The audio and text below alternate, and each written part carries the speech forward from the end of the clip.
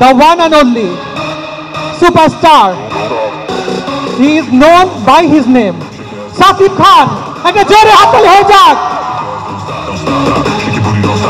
শাকিব ভাই, একটা কথা জানতে চাইবো, এই যে 24টি বছরের আপনার পথ চলা, রহস্যটা কি? এখনো সমানভাবে জনপ্রিয়, এটা অনেক চর্চার বিষয়, সময়ের বিষয়, আপনার রহস্যটা কি? তেমন কোনো রহস্য নেই। রহস্যটাই আমার কাছে যেটা মনে হয়, সেই রহস্যটা হচ্ছে সবার ভালোবাসা।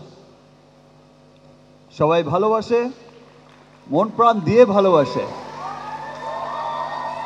ইয়েস, এটাই হচ্ছে মূল রহস্য। যত জায়গায় বাঙালি আছে, যে যে জায়গায় আমার যাওয়ার সুযোগ হয়েছে, প্রত্যেকটা জায়গায় আমি যে পরিমাণ ভালোবাসা পেয়েছি, সেই ভালোবাসার কাছে সত্যি আমি অনেক কৃতজ্ঞ। এই ভালোবাসার দাম শুধু ভালোবাসা দিয়েই দেয়া যায়। আজকের এই যে মিস এবং মিসেস প্লাস বাংলাদেশের এই চমৎকার একটি ভিন্নধর্মী আয়োজনে এসে বা আসতে পেরে, আপনাদের মাঝে, সবার মাঝে থাকতে পেরে আমি সত্যি অনেক, এই যে একটা ভিন্ন রকম, একটা ভিন্ন ধারার একটা অনুষ্ঠান, ভিন্ন ধারার একটা প্রতিযোগিতা, পৃথিবী মানে বিশ্ব কিন্তু এখন অনেক এগিয়ে গেছে, সেই সাথে সাথে আমরাও অনেক এগিয়েছি। এবং এই উন্নয়নশীল পৃথিবীর, মানে এই যে পৃথিবীর উন্নয়নের ধারাবাহিকতায়, এই যে উন্নয়নের সবার কিন্তু চিন্তা চেতনা, মানুষের মধ্যে যে চিন্তা চেতনা, সব কিছুর কিন্তু মননের কিন্তু পরিবর্তন এসেছে। একটা সময় ছিল যখন কিন্তু যে ওভারওয়েট, মানে যেটাই বলি আমরা, প্লাস বডি যেটাই বলি, সেই বিষয়টাকে একটু অন্যরকমভাবে কিন্তু দেখা হতো।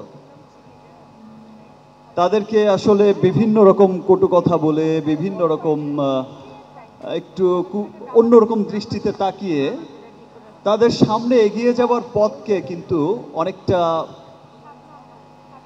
মানে বাধার মধ্যে পড়তে হতো।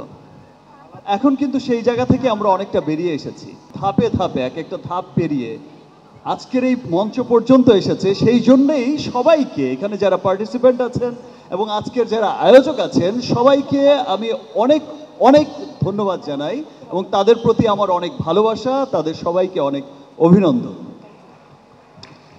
এবং আজকে এখানে আসতে পারা সত্যি আমার জন্য খুব আনন্দের।